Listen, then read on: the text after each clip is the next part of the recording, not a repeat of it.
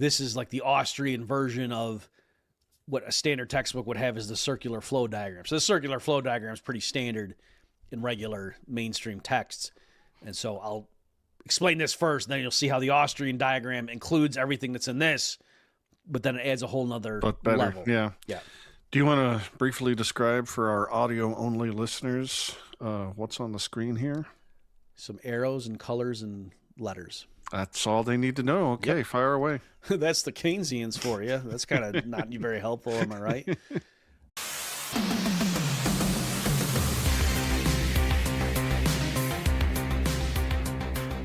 Hi, Bob. Hey, Adam.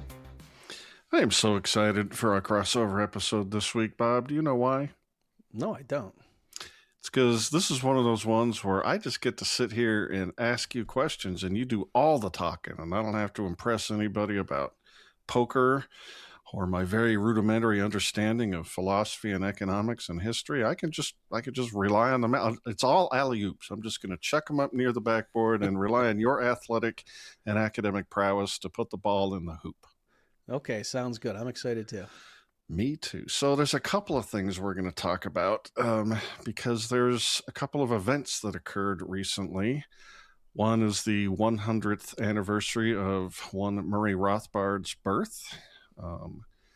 He was born March 2nd, 1926, which seems like an incredible thing to me. And then on a much less happy note, recently a guy you knew, I think, fairly well from Mises Institute, Roger Garrison, passed away 3 weeks ago, I think, the middle of February. And since those two things happened, we're going to talk about them and some of their work and talk economics. Yeah. So for Rothbard, I unfortunately never got to meet him. I remember I was at Hillsdale College, as an undergrad, and some kid came out up to me. He said, "Oh, hey, did you hear the news that some free market economist died?" And I just knew it was Rothbard. I said, "Was it Murray Rothbard?" He was, yeah, that was it. I was like, oh, and being a narcissist kid in college, I wasn't like, oh, too bad for him or his family. I was just like, oh, I didn't get to meet him and, tell him why he was wrong. And, that kind of stuff. Like, I wanted to see what his answer was. So anyway, that's how I was when I was younger. And then, Garrison, I knew, I could say we were friends that, certainly, colleagues and he had a wry sense of humor. We got the news, folks. It took a few weeks to break through. The furthest I traced it back was Larry White. I don't know if he was the one that announced it to the economist community, but somehow Larry White realized, I don't know how, that, oh wow, Roger Garrison passed. And, then once, of course, one person posted it on X, it went all over the place. This is us now responding to that. Just to give one, I'm trying to think of anecdotes. So we'll, in a minute here, folks, talk about his work. I think we've got some slides ready that will cover something from Rothbard, just to give it a flavor of, some of his work from Man, Economy, and State. And that'll lay the foundation for, I'll go through Garrison's famous 3-panel diagram that people associate with his book and his PowerPoint presentations. But just a personal anecdote. I meant to check with him beforehand, Adam. I think it was with Gene Callahan that we were emailing. This was back when you would write long emails to people and use punctuation and stuff. And remember? It was weird. It was so anyway, young people won't know what that is. But we were arguing about, it was, I think it was, the issue was something like, what if everybody in the community wanted to save more in the form of cash balances? And so what would happen just mechanically if everyone just wants to, double the amount of cash they're holding, let's say. And you can think of it either as everyone's holding, paper currency, or you can even think of it as gold coins. And the idea is in the short term, whatever wants to hold more, double the gold coins that they're holding. And so there's different theories about what would happen, but even if the supply of money is static, what the typical, economistic response is to say, well, really what people care about is the real purchasing power of your money balances. It's not so much the nominal amount. And so what would happen is if everyone wants to double their cash balances, that, in the short term, that can't happen. Like you can't just dig up more gold or whatever, or, what if the government doesn't just print up more $100 bills? And so because people are trying to bolster their saving in the form of cash balances, they spend less. So then that makes prices fall. And so the idea is, if everything were symmetric, if prices fall in half, then the same amount of money now has twice as much purchasing power. So everybody would have now doubled their real cash balance. All right, so that's the kind of thing we were arguing about over email. And I believe Gene and Roger were taking the position that doesn't make the community better off in any sense. You know what I mean? Like that's sort of illusory. Like, in other words, each individual could think, oh, I did the wise thing. Now I'm better prepared to weather a financial storm or something because now I'm holding twice as much money as I was before, right? Like, oh, instead of having 1 month of savings, now I have 2 months of savings. And if the way that happened is that you had the same amount of money, but now prices in general fell in half, then you see how that works. And so I think they were trying to show that's an illusion because then let's say the financial storm hits, then that would just unwind. Everyone tries to spend down their extra saving and then all of a sudden prices double and you realize, oh crap, as opposed to if you accumulated more bottles of water and generators and stuff in your shed, right? So that's the distinction you were making. So anyway, it's not even important. I think I happen to be falling on the side of, no, they're actually, that process would release real resources somehow and the community really would be better off in physical terms somehow, to face an uncertain future. But whatever the is, I wrote to Gene and Roger. Making an argument based on just their savings now or forestalled spending being pushed forward into the future, that sort of a thing?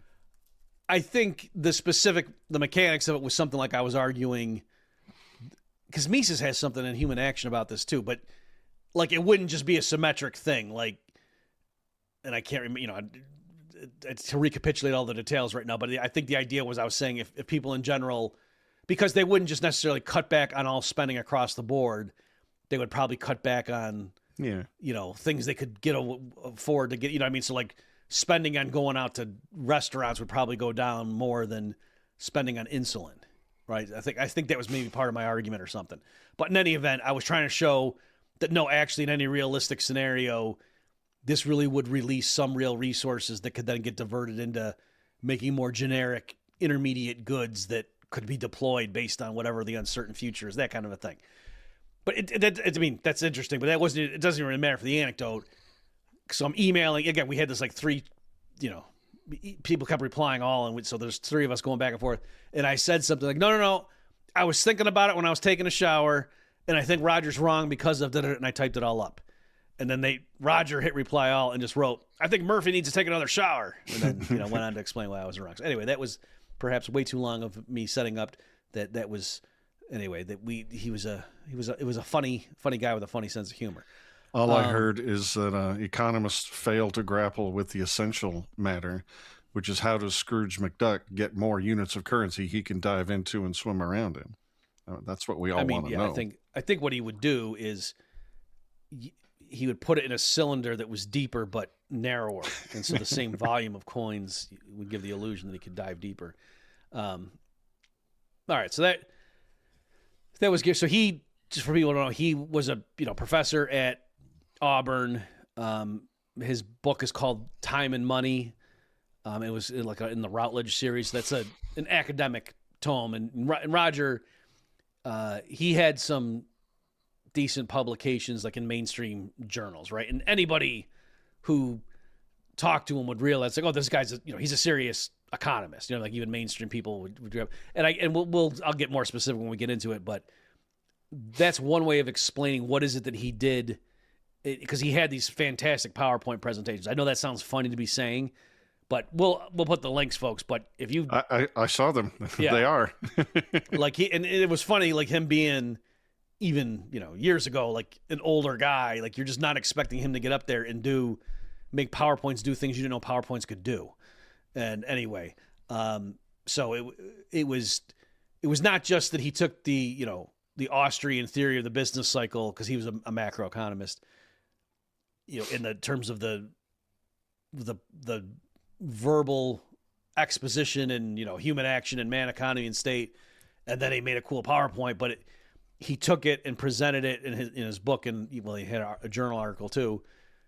He expressed the Austrian theory of the boom bust cycle using mainstream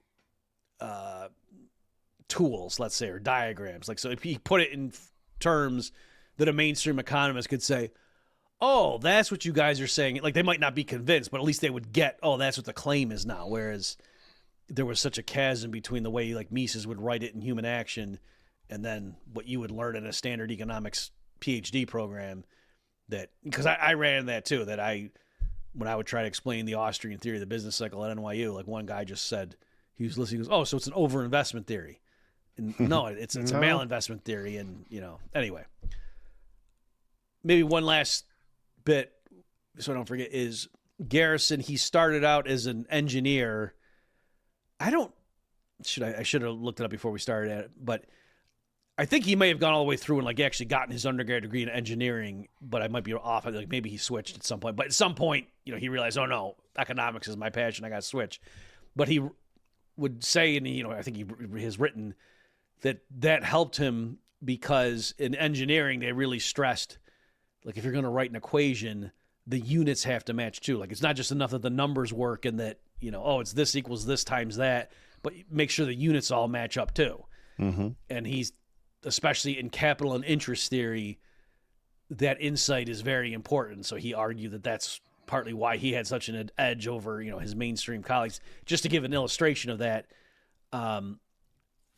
like Paul Krugman one time was arguing about, it was about taxing dividends or something. It's not that important, but Krugman was trying to make an argument, and he drew a diagram, and he had the interest rate on the y-axis, and on the x-axis it was like the quantity of capital or something. And he was trying to show that, at the lower interest rate, like more capital is of it. And I was just pointing out and saying, like, those units don't even really work, right? Or just in general, if you think that, oh yeah, it's as we save and accumulate and get more capital, then the equilibrium interest rate falls. And that doesn't really, it's like, well, no, making more tractors, the output of tractors would go, or the rental rate of a tractor would go down or something, like as the supply of tractors increases. And so what is that? Like it's, how much you pay per hour of tractor time or something, you know what I mean? So I'm just saying, when you got into it and you realize like the standard way economists talk about capital and interest, like the units don't even work. Don't get me wrong. Like if you wanted to, you could go back and like fix it all up or anything. But I'm just saying the words that would naturally pop out of their mouth, the units didn't even work. And again, people familiar with that stuff know I'm getting into like Bombarovic's critique of what he called the naive productivity theory of interest and everything. So anyway, it's interesting. I didn't know that anecdote. And now let's take a break for a totally organic conversation about a great company. Hey, Bob. Remember the merch tables I saw the last time I tabled for the Libertarian Party? Everything went sideways for those guys. Hard to forget, especially since you've told me 3 times already. What could those poor schlubs do to make things better? I've been hearing great things about the Swan Brothers. They offer premium gear, embroidered polos, durable tees, and they'll set up a professional online store at no cost. They handle design, printing, and shipping end to end. Lots of options, too. Hats, mugs, bags, even branded socks. And if you run out of sizes on site, they provide a QR code so people can order and have items shipped directly.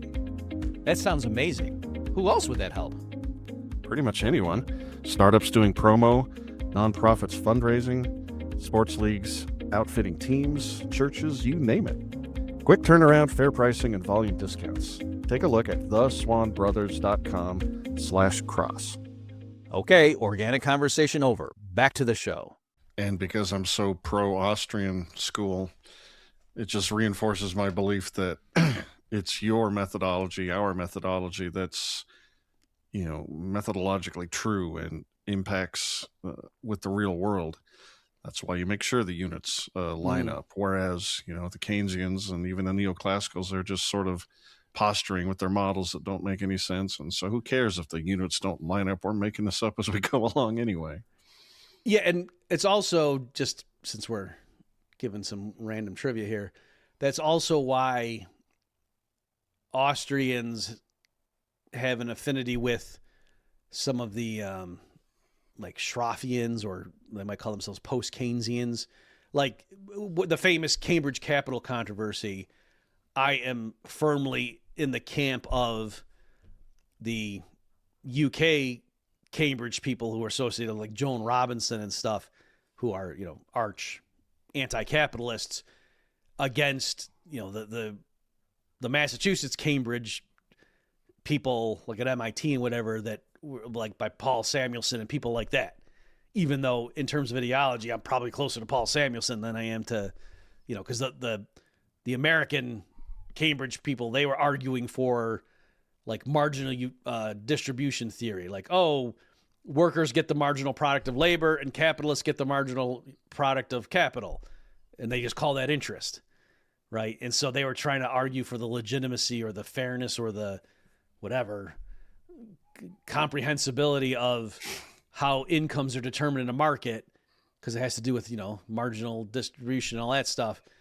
And whereas the people in the UK were, but when you actually read the arguments and whatever, even though ideologically, again, like I'm closer to the MIT people, Robinson et al. just blew them up. And like, and Samuelson even had to throw in the towel. And it's related to stuff we're talking about. It was like, just one example, like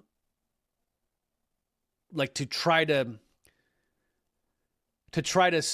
like, it makes sense to say, oh, how many tractors do you have? And oh, as you add more and more tractors, that reduces the marginal product of the last tractor, right? Like how much extra corn can you harvest by adding more tractors? You know, there's diminishing returns or whatever.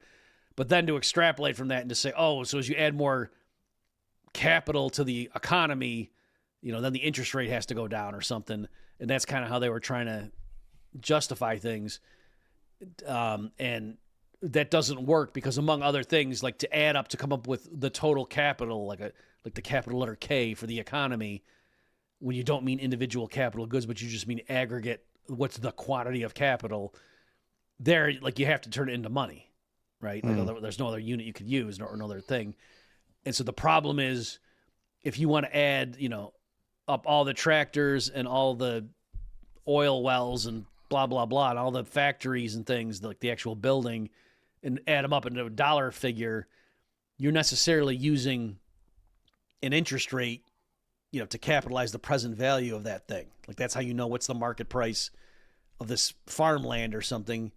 You know, if you're going to do with fundamentals, you'd like look forward and say, okay, what's the net yield going to be of, you know, what I sell the crops for over and above the fertilizer costs and blah, blah, blah. And then that gives me a cash flow, and then I discount it to the present using some interest rate. So the point was there was kind of a circularity there. In other words, the mainstream models were just saying, oh, you take K and you take the production function, then out pops the equilibrium interest rate. And Joan Robinson and all that were showing that, no, you're thinking of it in terms of physical things, but to actually do what you want to do, you already need to know what the interest rate is. And so when you write out the actual math in a more, you know, realistic and subtle model, there were some indeterminacies in there, right? So there's just stuff like that where the mainstream guys like had a simple fable of, oh, there's one good, like capital is just how many tractors are there or something, and then they would do the model in that and then just generalize to the real world and not realize there were some holes in it. Again, just kind of showing the importance of keeping your units straight and all that stuff. This is totally unfair segue, but as you were talking about tractors, I was thinking, you know, in the future, we're going to be talking about AI-driven robot tractors. Yep. Heck, we're pushing out the human labor element completely, if you believe some future theorists. And it just made me start wondering how economists of the future are going to think about the interplay of capital and labor and the production functions and all that. Do you think it's going to be radically different, or just a... Yeah, of course, one person runs an entire series of robot factories, and what else would the distribution be? Right. Well, let me say, so everything you need is like in Frank Fetter, right, to handle that world, like in terms of explaining. That's great. That's good. And let me just give it, in my doctoral dissertation, folks, this is what, 2003, one approach I tried to use that I swear to this day has not been fully appreciated, is I was trying to knock down the standard idea that interest is the marginal product of capital, right? So most people, I mean, they could quibble about particulars, but most people are okay, like in the economics profession, are okay with saying wages are the marginal product of labor, right? Okay. And you might say it's fair or unfair, but there's, in a competitive equilibrium, workers get paid their marginal product. Okay. And so, again, this goes back to the debate I was talking about 2 minutes ago. So the people trying to justify the capitalist income were saying, oh, well, interest is the marginal product of capital. But notice like the flip there, it's like, well, wait a minute. What a capital good earns is the rental rate of that good. It's not the percentage return to a sum of financial capital. I said those are different things, and they were kind of conflating those things. But in any event, so one way I tried to motivate that, to get across, like, no, that doesn't even make sense, because you can you can explain prima facie how, clearly, the amount of extra harvest you get, even in money terms, from hiring, one more tractor is the physical product of that capital good. And, what does that have to do with the percentage rate of return on how much money you spent buying the tractor, which is what the return would be on your investment financially, right? And then, but a way that like the sophisticated economist who doesn't want to drop their, what they were taught and the way they've been thinking about it for 30 years, they'll come back and be like, okay, yeah, sure. But in a steady state equilibrium, if the amount of money you would get from the yield and product that the tractor gives you, the marginal tractor, is higher than what it costs to build a new tractor, then they would keep doing that. Right. In other I words, was just about to ask you that. Yeah. Yeah. Do you think they have a point, or? Well, okay. And so I said, okay, yep, you're right. I can build a model and come up with a steady state and say that's true. And I said, but by the same token, if there are robots that can perform certain tasks identically to human workers, then I can also come up with a model and show in the steady state that that interest is the marginal product of labor. Right. And I said, now, and I can write a model where that's true, right? Because you would keep building more robots until on the margin, the rate of return on the robot was exactly equal to, the ratio of the price of the robot to the product that, the extra apples they're picking. The robots out there in the orchard picking the apples and putting them in baskets next to human workers. And, the wage rate of the human workers, we could calculate and say, oh yeah, that's because they're picking, $20 worth of apples an hour. So that's why they get paid $20 an hour. And then you say, oh, and what's the rate of return on the robot? Oh, it's 8%, because the $20 an hour, and based on, how much to build a new robot and then how many hours of apple picking do you get out of it before you got to scrap it. And it turns out that's 8% return. So that's why when you say, why is the interest rate 8%? You say, because robots can pick this many baskets of apples per hour. That's why. So did I just show you that, interest is really, when you think about it, the marginal product of labor? And you say, no, you're mixing up. What the hell are you talking about? Yeah, you can come up with a model where that happens to be a knife at, and I'm saying, right, just like interest really isn't the marginal product of capital, even though you can come up with a model where, oh, well, if you keep investing in building more tractors in the steady state, you know what I mean? Because it's not true, it's not just true in equilibrium. It's only true in a steady state where you're just replacing, the tractors that are wearing out every period. So instead of saying interest is the return on capital, what would you say is the short, pithy understanding of what's going on? What I said in my dissertation was interest is the exchange rate of present for future money. Uh-huh. And that was another thing, like why I critiqued the pure type-harvest theory of interest. And say we try to explain how come the dollar trades for so many yen. You wouldn't say, oh, because U.S. goods are preferable to Japanese goods. That would be, it's not just that it's wrong. You'd be like, what kind of aggregation? Like, I want to go vomit as an Austrian. U.S. goods are preferred to Japanese goods? You say, oh, why is it that $1 today trades for $1.05 next year? Oh, because present goods are preferred to future goods. And you're like, yeah, Austrian economics for the win. I was like, that should inspire the same revulsion. I was trying to do. This is kind of morphed into, hey, we got Murray Rothbard and Roger Garrison. Let's talk about my stuff. So yeah, I mean, I don't know why that keeps happening. You said you never met Murray Rothbard, and immediately it made me conclude, because it makes me happy to think this, that every time you and Tom Woods get together behind the scenes, he just lords that over you. I choose to believe that that's true. There was a period where, I mean, he would bring it up. He told an anecdote one time at Mises U, like we'd have you'd have the formal, lectures, but then some of the years we'd have like the more, take your tie off kind of, after dinner stuff. And that was one Tom would open with that.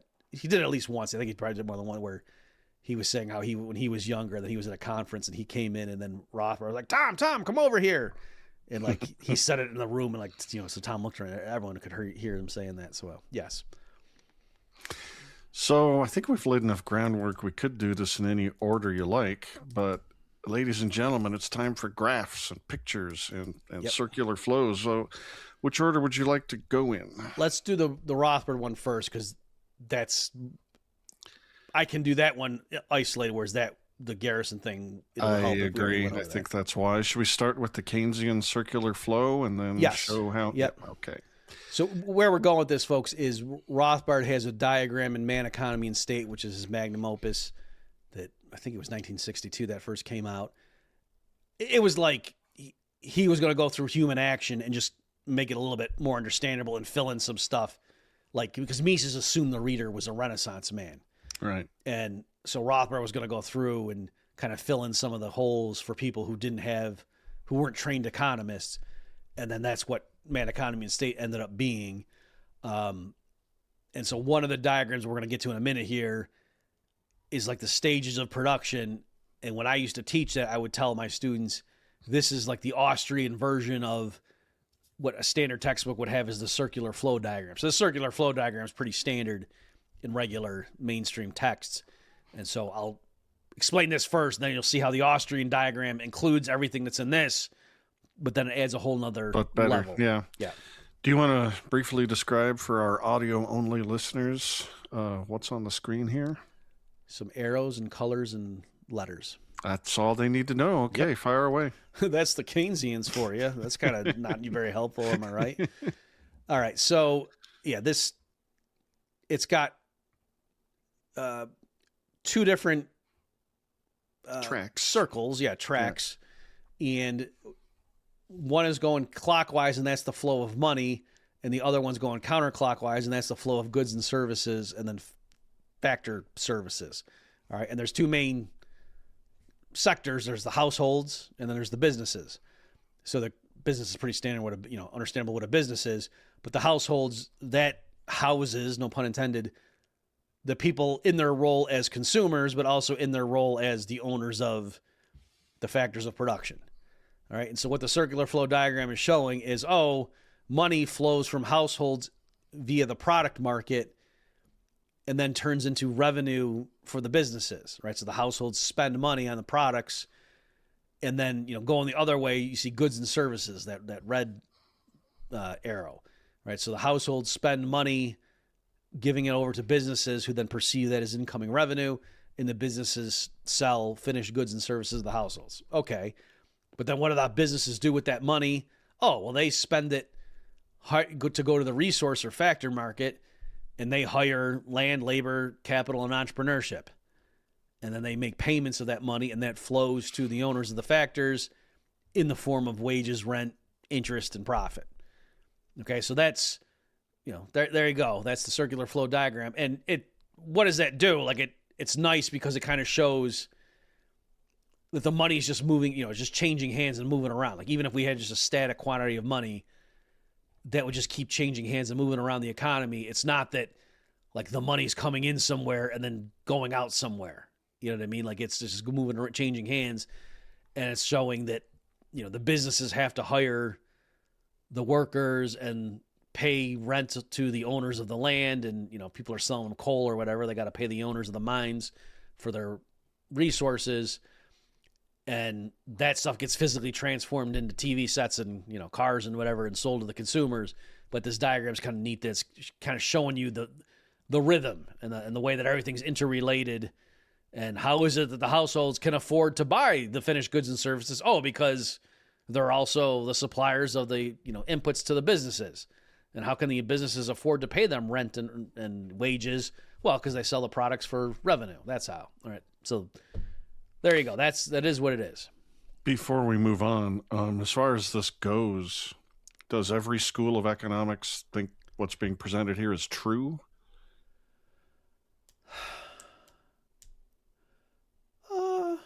I mean, I've actually never thought of that.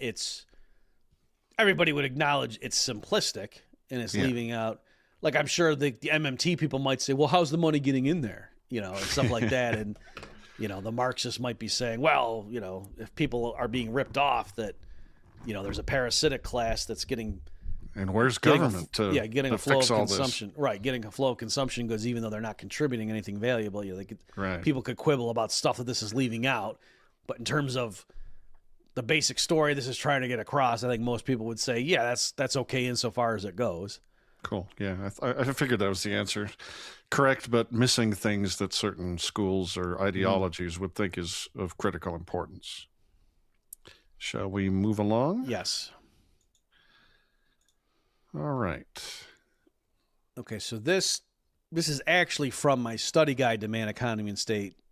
As you can see there in the bottom for those looking at the video, I'm saying, this is figure 1 from page 369, right? So this is from my study guide saying I got this from figure 1 from page 369 of Rothbard's book. So the way this one works is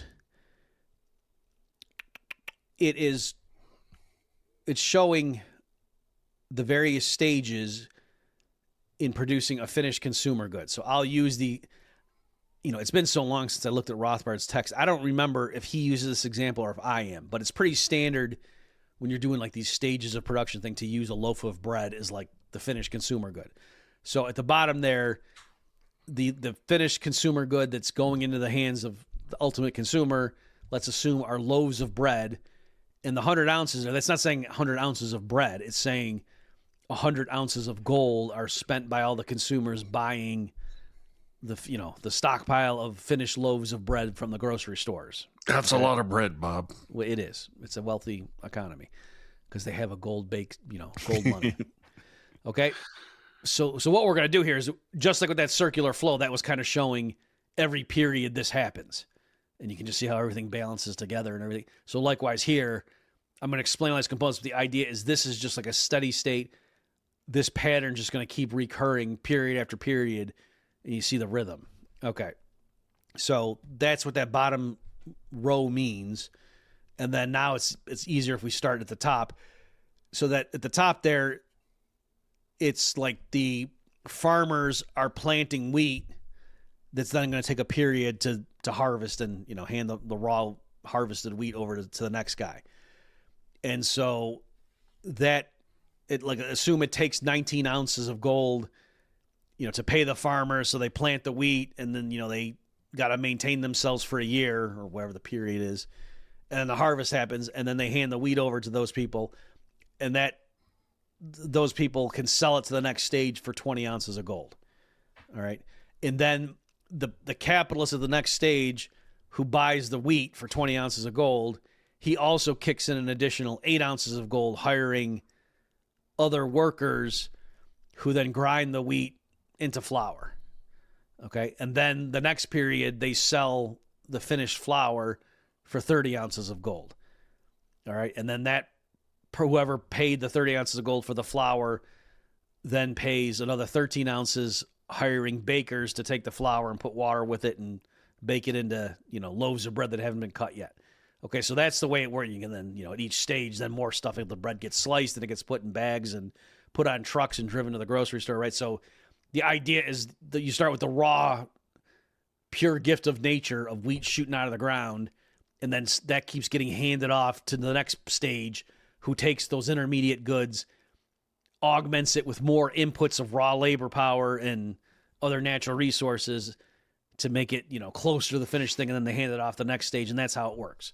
So once you get that whole chain up and running, like it takes 5 or 6 periods to get it, the pipeline full, but so long as, the farmers keep planting the wheat and everybody keeps doing their piece and handing it off to the next person, you can get a nice rhythm once the whole thing's up and running, and then that just keeps repeating. So that's now what we're looking at, assuming that this has already been up and running, and now we're just looking at it. And so the way this works is, like you can see the 20 and the 8 there, that turns into the 30. And so the idea is the guy at that stage who got the raw wheat and spent 20 for it and then spent an additional 8 ounces, hiring the services of the miller and then sold it for 30, so he spent 28 total, right? He spent 20 getting the wheat and then spent another 8. So his upfront expenditure was 28. He then had to wait 1 period to sell the finished flour for 30. So that 2 that you see flying off to the left there, that's because it's 30 minus 28, right? And then if you look at the next one, the next guy, he had to spend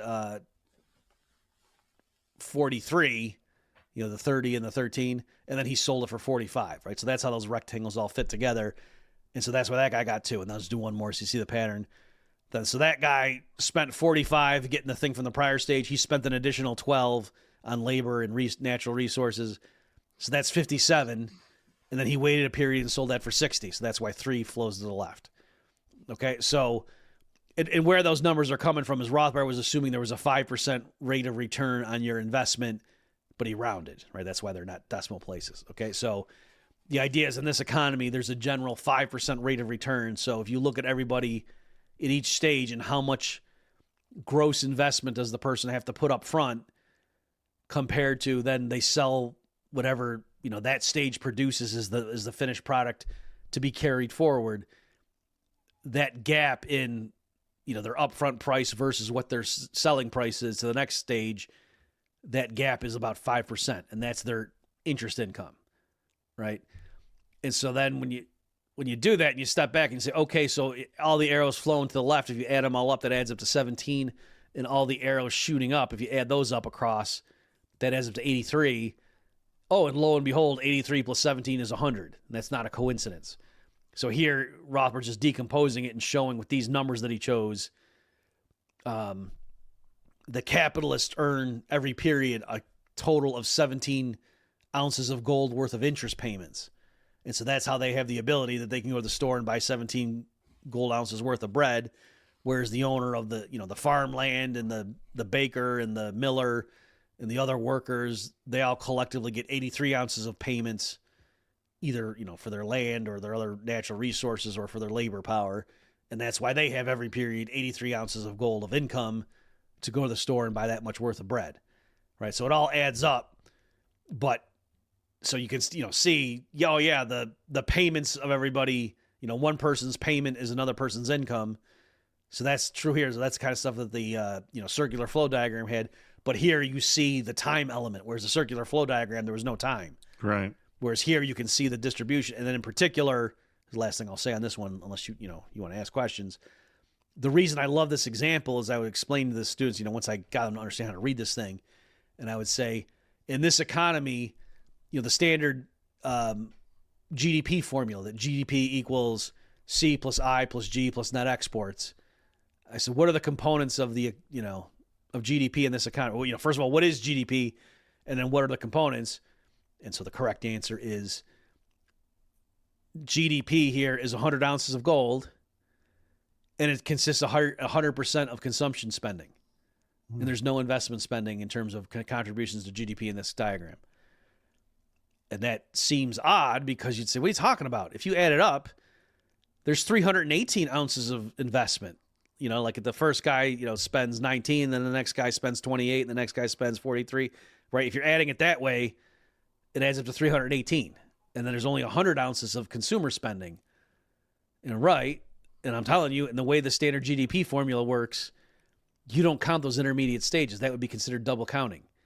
Right. What the I means in the GDP formula is net investment. Here, it's 318 ounces of gross investment.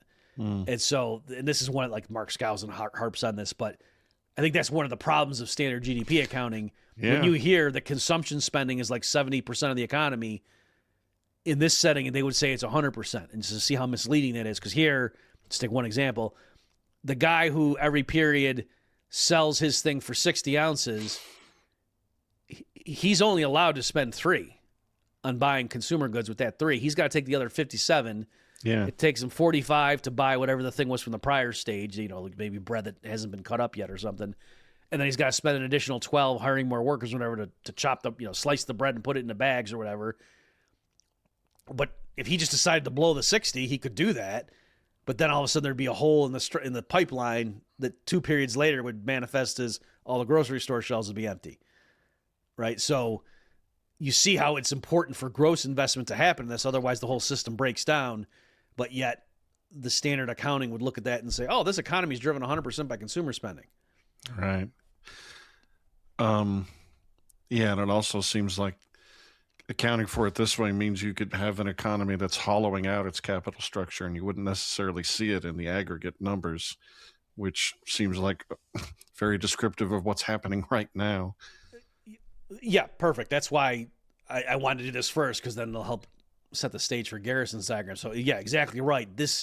Once you see how this works, then you can tell the story of the Austrian theory of the boom-bust cycle. And how could it be that, if investment in the earlier stages is screwed up, that things might seem good for a bit, but it takes a while for that work to work. So like here, if the guy at the third, the second step there that normally would spend 30 getting the stuff from the prior stage and then spend an extra 13, hiring more people to work on the goods and process.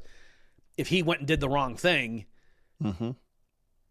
like especially, let's say he spent, instead of spending 43, what if he spent 50 investing in something else that was wrong? That would actually show an increase in investment spending, and that might boost GDP and look like, oh, that's great. And he, especially if he's bidding workers away from somewhere else, wages would go up and everything.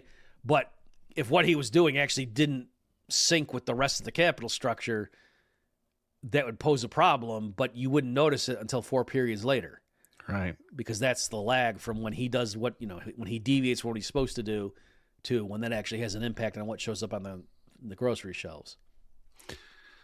So yesterday you posted these 2 graphs and said, in celebration of the 100th anniversary of Rothbard's birth, I wrote a post explaining why the Austrian stages of production diagram featured in Man, Economy, and State is superior to the textbook, quote, circular flow diagram.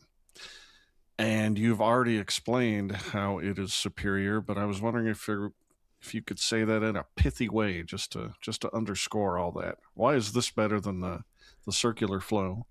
What are we seeing that's not in the other thing? Yeah, so the circular flow diagram, like I said, it is useful, and it captures the fact that one person's spending is another person's income, and that money, in a sense, just flows around performing its services. And it shows how the households are both consumers and the suppliers of the factors of production. But that's kind of all it captures. And I'm saying the Austrian diagram, once you understand how to read it and what it means, captures all that too, right? Like the 83 plus the 17 added up to the 100. Like so you see, oh yeah, the income's paid to all the owners, including the capitalists have to. But the Austrian stages of production, I think, shows much. It incorporates time, so there's that element, but also it gives a better breakdown of why is it that the capitalists are earning income, right? In the circular flow diagram, it was just, one of the payments is interest and, to capital, but it's not clear, like physically, you can understand why the factory, needs workers to show up, and it needs, copper, and it needs barrels of crude oil to refine into gas. Like you can understand physical stuff flowing in the factory and then TV sets and cars coming out the other end. But to say, and you need capital to flow in, and that's why they pay interest, it's not clear. Like you can see why socialists would look at that. Yeah, come along and just erase that part. Yeah, what do we need that for? You don't need that. Whereas in the the Austrian time structure production diagram, it's clearer at least.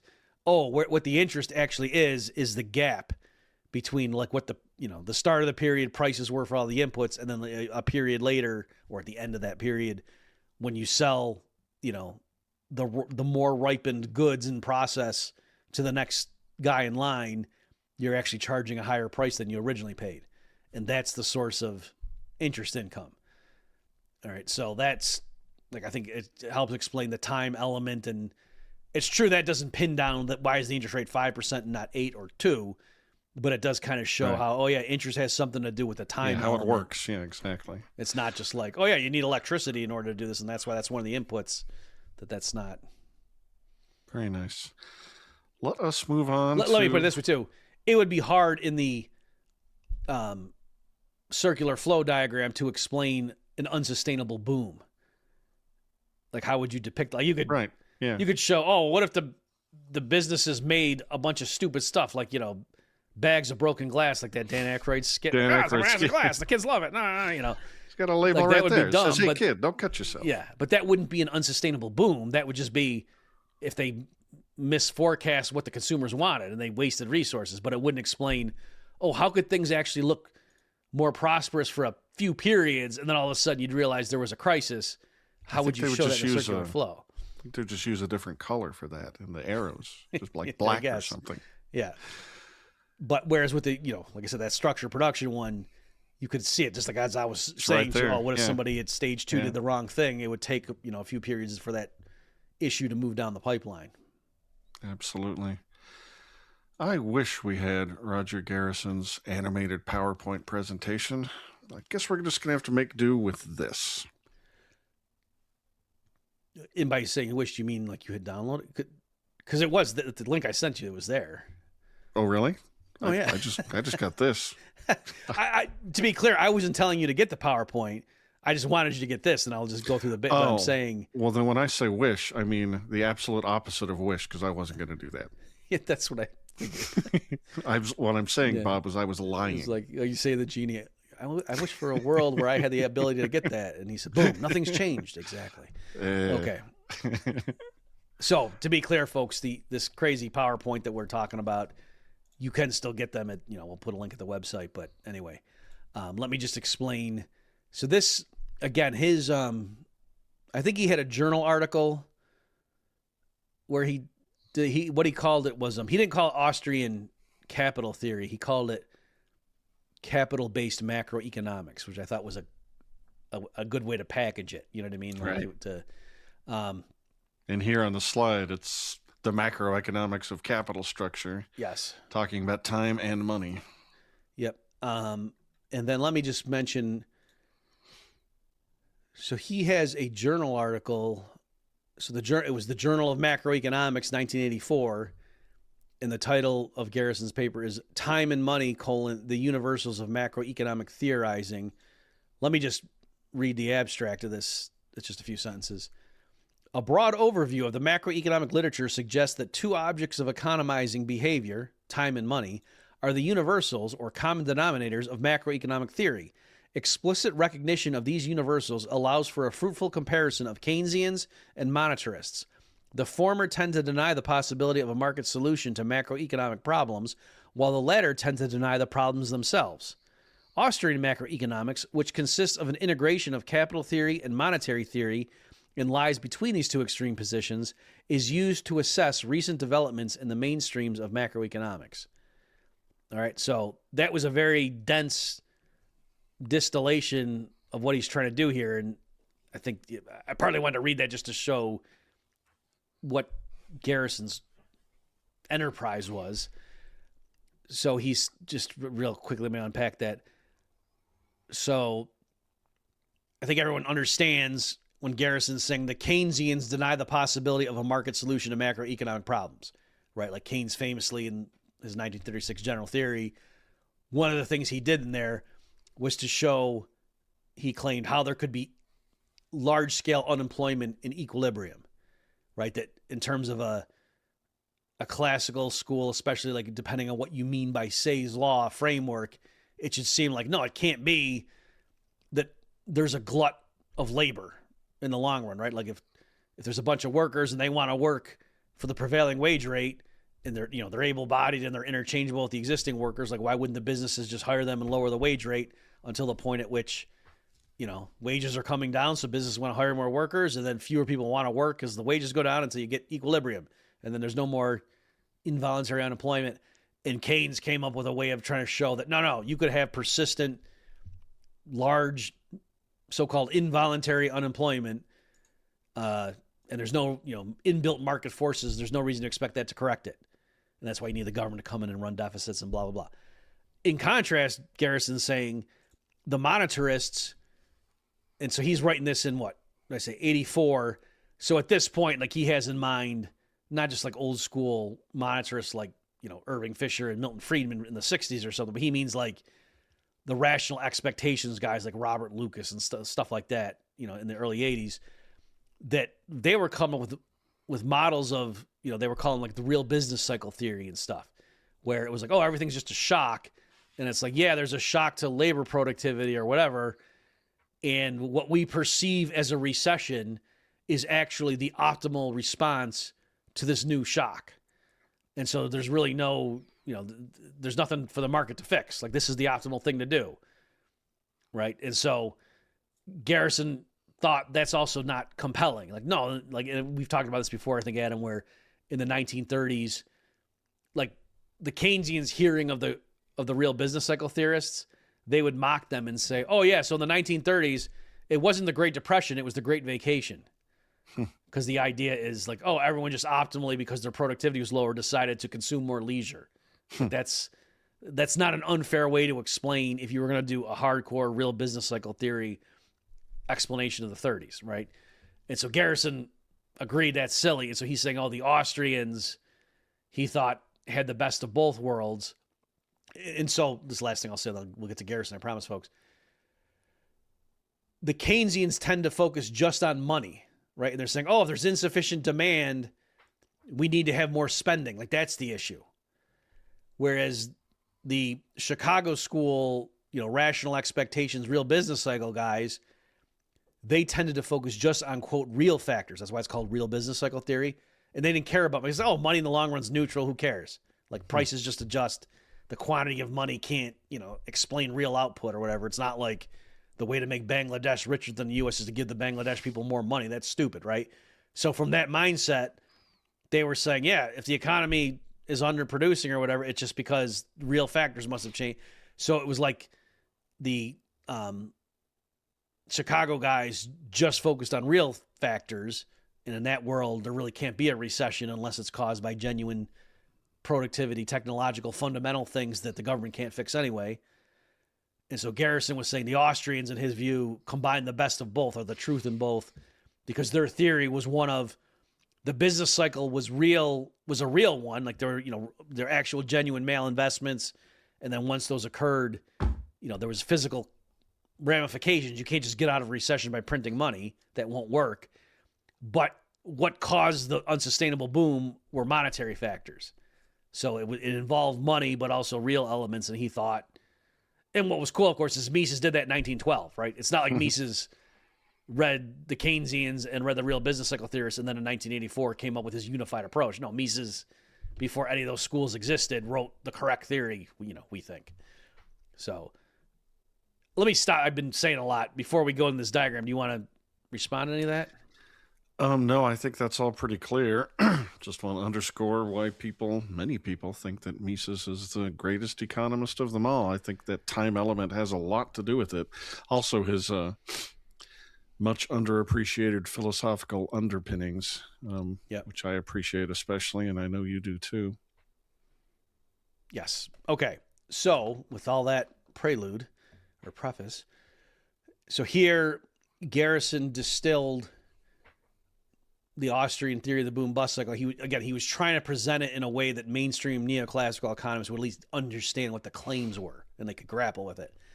So in this diagram, you start at the lower right, and then you move up, and then you move left is the way to read this thing. And if you're in the car or the treadmill or something, just forget it. It's hopeless. You just have to come back and watch the YouTube on this one. So the bottom right and the top right diagrams are mainstream, those come from mainstream textbooks. The one to the top left isn't, but it's relatively simple. Okay. So the bottom right, that's what's called a loanable funds diagram. The y-axis is the interest rate, and the x-axis is savings and investment. That's why they got the S, I, and the little I stands for, the interest rate. All right. So you have a supply of loanable funds and the demand for loanable funds. So the supply of loanable funds, is upward sloping. The higher the interest rate, the more people want to save and the more funds available to lend out. Right. That makes sense. That would be, as interest rates go higher, people would save more and be willing to lend more, measured in money terms. And then the demand for loanable funds is downward sloping, right? That the lower the interest rate, the higher the quantity of loans people want to take out to go do stuff with, right? So at the original, supply and demand, you got the intersection there, and then you can look over left. That's the natural rate of interest.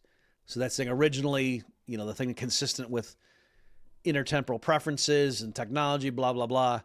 That is the sustainable natural rate of interest. So then what happens now if we want to set up an unsustainable boom is the banking system, perhaps because there's a central bank that injects more reserves or whatever, but we remain agnostic for the moment. But if there's an injection of new money into the loan market, then that shifts the supply of loanable funds to the right. So there you see it's the S, which is like the genuine savings, plus now that delta in the money supply. And so that shifts the supply of loanable funds to the right now, because for any given interest rate now, you have how much is the community saving out of its income, but now the banking system wants to lend out this, that delta M more. And that's true of any interest rate. So that's why the whole thing just shifts to the right. So what does that do? It has two effects. It lowers the interest rate, right? Because now to move a higher quantity of funds for the same demand curve, you got to have a lower interest rate. And then it also increases the quantity of funds that are invested, right? So then now you move up and you're going to relay various points on that diagram to the thing on the top right, and that's what's called a production possibilities frontier, or a PPF. And that's a very simple diagram that's supposed to just show the trade-offs, like the frontier of what types of production outcomes are physically possible at any given time, given our technology and the resources available to us. And so here he's just got sometimes like you'll do like a guns and butter is a popular one to show, if we want to have more guns, well then we have to have less butter, and vice versa, to show the trade-off between those two sectors. So do you want to tell the folks what the X and Y axes on this one are? Yes. The X-axis here is consumption goods, and the Y-axis is consumption goods, and the X-axis is investment goods. Right. Okay, so the bottom right, like you're thinking in money terms, and here he's trying to make that correspond to the physical manifestation. Okay, so the curve there, if you're looking at this, between the C and the I, is showing that's the sustainable. If preferences change or whatever, society, we can tilt more towards consumption goods, things like, TV sets, restaurant meals, sports cars, whatever, designer clothing, or we can make fewer consumption goods and make more investment goods, right? So you're moving along that axis because it has that shape. Necessarily, there's a trade-off between the two. If you want to have more investment goods, you got to have fewer consumption, or vice versa. Investment goods would be things like, 18-wheelers, interstate highways, factories, telescopes, stuff like that, hammers, things that don't directly give you utility, as a consumer, but are tools and whatever that make productivity higher to give more consumption down the road. That's what an investment good is. Okay, so the idea is anywhere on that thing is sustainable, but what ends up happening is, what Garrison's trying to pick with this diagram is that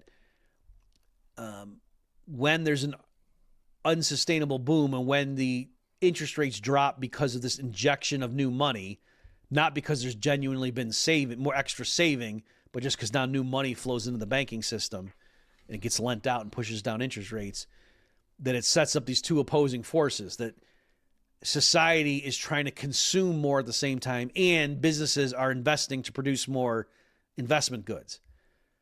So if there were he doesn't have it here, but he first goes through and uses these diagrams to show what would a sustainable expansion look like. And he says, what if, if people save more out of their income, that would shift the supply curve of savings to the right. The natural rate of interest would genuinely fall, right? Like they would be like the new natural rate that would be lower. And then the households would consume less in the short term. So consumption would drop, investment goods would increase, and then over time that PPF would expand outward at a faster rate because now there's a higher investment rate. But in the short term, consumption falls, right? So he's showing you can expand the PPF, you can have a lower interest rate, you can have more investment spending, but the households need to cut back to make that sustainable. Where here you're trying to do both the same. Households are trying to consume more because interest rates are lower. Oh, I can, spend more on my credit card or whatever. It's cheaper.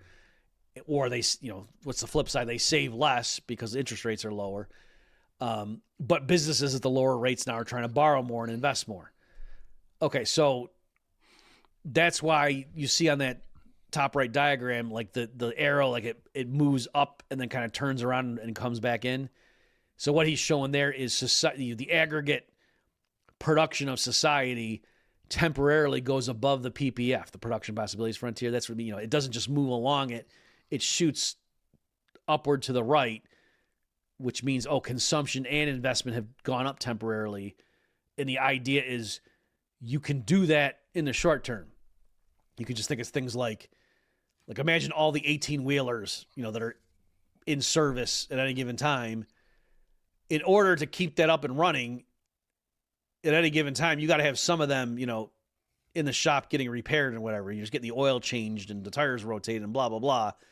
If you absolutely wanted to, and you had like a 1 month period where we absolutely need to have more shipping than we normally do, you could squeeze that out of the fleet, right? I mean, Yep. Trucks that were normally scheduled to go get maintenance, you can just say, no, just keep them running. Get a few more miles right now. Go to the warehouse because we got the aliens are going to attack us in 2 weeks. We got to get ready. Forget about maintenance, right? So the point is that PPF shows the sustainable combinations of consumer and investment good output. You could temporarily move beyond that, but you're eating the seed corn if you do that. And so that's why then it collapses and goes below it, because once you can see the seed corn, even if you go back to your normal routine, you can't. You gotta like tighten your belt for a bit to grow back to where it used to be. Yeah, we all learned about this at an early age watching those Wile E. Coyote cartoons where he runs off the cliff and continues to go for a little while until base reality finally drags him back to the bottom of the ravine. Yep. Okay, so if you're with me, folks, don't worry, we're almost done here, but let me just... And if you're really looking at the thing, how it lines up is he's showing that like faded circle that's still on the thing. He's showing that's how much investment they think they should be getting, because that lines up. If you drop that vertical line down, that's the new intersection of the supply of loanable funds with the injection of the new money. So that's how much like the entrepreneurs are trying to invest. They're trying to produce that much physically of investment goods, but then consumption tries to go up too, because the households aren't saving as much and they're spending more on consumer goods because interest rates are lower. And so then you draw those over to the left and you can see, so this stages of production, this is the Rothbardian diagram that we looked at before, but Garrison just rotated it. And incidentally, Rothbard took that and adapted it from Hayek in his book Prices and Production. Right? So Hayek went to the London School of Economics in the early 30s, gave a series of lectures on prices and production, like what we call the Austrian theory of the business cycle. And so the work Prices and Production came out that was like capturing his lectures. I think he edited it and stuff. It wasn't just a verbatim transcript, but Rothbard took that and just tried to clean it up a little bit and make it easier for the lay reader.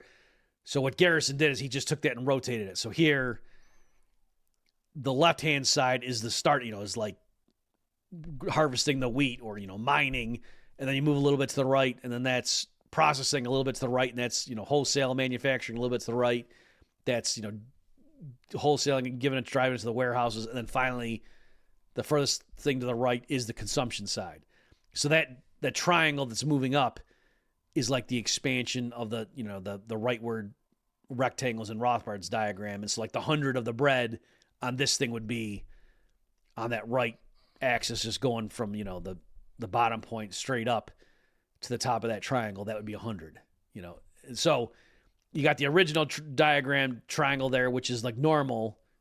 And then what happens when the interest rate gets lowered is the triangle gets pulled in two opposite directions. Then on the one hand, at the lower interest rate, entrepreneurs want to invest in earlier stage projects because now at the lower, instead of the interest rate being 5%, now it's 3%. Things that take more stages to come to fruition now become profitable because of the lower interest rate. You can have your funds tied up for longer. And so that's why investment's now happening further from consumption. So that's why it's moving. The triangle's getting pulled to the left. But on the other hand, the consumers are trying to consume more. So they're spending more on consumption goods. So like there's a scramble to produce more consumption on the right side of that triangle. And so the point is like the triangle's getting pulled both ways and it's just physically unsustainable. Yep. All right. So in that PPF diagram, the top right, how he shows it, it briefly goes above the thing and then turns and crashes. In the triangle, that's depicted by, the triangle getting pulled to the left, but also getting pulled up. And now, well, that's not sustainable. And so, but it gives the intuition that there can be a few periods where there seems to be prosperity. The consumers really are consuming more. It's not an illusion. They really are getting more television sets and blah, blah, blah. And entrepreneurs really are starting, they're building new factories and things, making stuff that has never been made before at that earlier stage. So everything looks great. But the problem is with that, as the stuff's marching along the pipeline now, we don't have enough total resources to carry it to fruition. And so but again, there's the time lag. And again, that circular flow diagram, you wouldn't be able to depict that. Whereas when you have in mind that stage of production, you can see how it's at least possible. Oh yeah, stuff gets out of whack. It might take a few periods to be obvious. And so that's what Garrison's trying to capture here. Mises uses the idea of a master builder and bricks. If you were going to stick with the production of bread analogy, is there a way you could say it in a memorable way? It would, this might be a bit contrived, but it would be something like if they realized there were land that was more arable, but it was like on some island somewhere. And so it took longer, like, we got to build some ships and we're going to go and plant the seeds, on this other island where because of the sunlight and whatever, we're going to get much higher harvest per acre, but now it takes longer. And then we're also building new ovens and stuff and we're going to be able to make more, and they're doing all this stuff, but like, there's just not enough to, there's going to be a gap. Like, because now we didn't plant normally and we took half the seeds and went and took 2 periods to put it on the ship to go to this island where the sunlight's been and the soil's better. But now there's going to be a gap and we're going to run out of the flour that was moving up the chain. Now there's going to be a lag because, we were supposed to get new wheat, but now we're only going to get a trickle because the farmers who normally would plant, they gave most of their seeds to these guys who went on this adventure. And we don't have that, we don't have the wheat from that yet. And so now there's going to be this gap moving up the thing. Would the producers see this coming as the prices of these input goods start to rise? Because consumers are bidding them away at the same that they're bidding for them. And so the prices are like, why are these prices rising? I don't know. Right. And that explains too, like you say, well, how can there be more loaves of bread? Again, I can keep making up stuff to make this more and more contrived, but yes, as the consumers now have more money and now they have 120 ounces of gold to go to the store, because it's not actually gold. It's like notes from banks that say this is worth 1 ounce of gold. And there's still only 100 ounces in the vaults, but now they printed up 20 more tickets or whatever. Yeah. And so, as the consumers are going, they push up the price of bread at the store, and then they're running low, and it's like, wow, at these prices, people want to buy whatever 1,000 loaves. We only have 800, so let's raise prices. But also, if there are ways that somebody can skimp and like take something that's 2 stages before and grab it and do something to it and make it into bread that maybe is not as good or something, but there are. There's different ways of making stuff. There's lots of technological recipes, and the idea is in the real world, as prices starts popping up in pockets here and there, people can run around and scramble and try to fulfill that. And you actually can get, as I said, with the the deferring maintenance and stuff. There's lots of things where there is a trade-off that you can boost finished output temporarily at the cost of, there's going to be now a drop down the road. Like there's consequences of that. I feel like I've asked you this before, but I can't remember the answer. Yes. Is there, perfect, thank you. Is there an aggregate statistic somewhere in the government's Bureau of Statistics that would show the hollowed out capital structure in the country if we only were to look at it or to compare certain things over a time series in a way that just doesn't happen? Yes, and it came from Jeffrey Epstein's vacation account, and it's just a bunch of black rectangles. I knew it. Yeah. The quick answer is no. There are different Austrians who have tried coming up with measures of this kind of stuff. So there's no clean. It's not like, everyone agrees. Yes, you would just go take, this particular metric and that's what you use. Part of the issue is these are all simplistic models. You know what I mean? Like we can use the bread as a metaphor or whatever. Or like I said, in Garrison's thing, he's got 5 sectors. It's like mining, some stuff, and then the finished one's retail and wholesale's in there, and manufacturing's one. I think processing maybe is what he calls the second one after mining, something like that. But even because the other thing too is, for this, strictly speaking, it's got to be like the farmers don't use any tools. Like just with their raw labor power, with their bare hands, they pull the wheat up. Because once they're using tractors, well now, wait a minute. Now it's a really sophisticated production process because you got to go backwards in time for where those tractors come from. And ultimately you got to trace it back to the primitive guys coming out of the cave, and so anyway, that's one of the critiques of Bombeverkian capital theory is like to really do it correctly. You got to go back to the beginning when it was just human labor and natural resources and no capital goods. But anyway, so you can see when you start getting more and more realistic how complicated it gets. I did a thing in grad school. We had to do an econometric paper, for our third year class or something. And I did what you're talking about. I was trying to measure something like the response of various sectors to changes in interest rates. Because in the standard Austrian story, it's like, when the interest rate drops, that should goose consumer spending, but it should really goose like early stage investment because they're, the rollover of time is more. And so I was trying to test it. And, that's like what Mises and Rothbard stuff talk about is feathers in the cap of the Austrian business cycle theory is that, it is true in the normal boom bust cycle, like the mining sectors respond much more aggressively than the retail sectors do, like in terms of the swings and stuff. And so they thought, it all makes sense. So I did try to quantify that, I got the data and blah, blah, blah. And I went through and I did it and it worked. You know what I mean? Like it did what it was supposed to.